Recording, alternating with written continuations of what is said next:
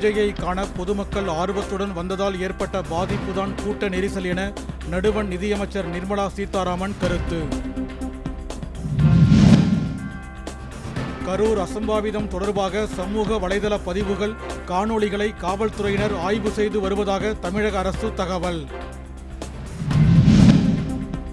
சிவகாசி அருகே உள்ள துரைசாமிபுரத்தில் வெடியாலை தொழிலாளர்களை சந்தித்து குறைகளை கேட்டறிந்தார் பாமக தலைவர் அன்புமணி ராமதாஸ்.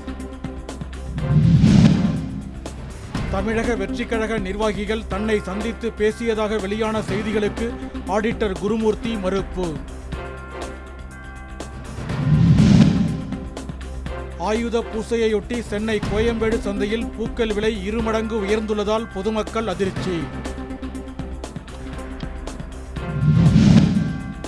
புதுச்சேரி அரசு மருத்துவமனை அருகே குண்டும் குழியுமாக உள்ள சாலையை சீரமைக்க கோரி சமூக ஆர்வலர்கள் பிச்சை எடுத்து நூதன போராட்டம். பன்னாட்டு காது கேளாதோர் மற்றும் சைகை மொழி நாளையொட்டி வேலூரில் நடைபெற்ற ஊர்வலத்தில் மாற்றுத்திறனாளிகள் பங்கேற்பு. பூம்புகார் அருகே உள்ள சாயாவனேஸ்வரர் கோவிலில் உள்ள தமிழ் கல்வெட்டுகளை தொல்லியல் துறையினர் ஆய்வு.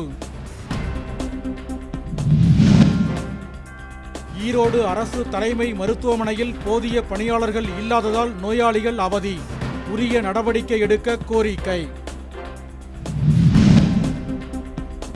நெகிழி பயன்பாட்டை தவிர்க்குமாறு அரியலூரில் நடைபெற்ற பருவநிலை மாற்றம் குறித்த கருத்தரங்கில் வணிகர்கள் பொதுமக்களுக்கு அறிவுறுத்தல்.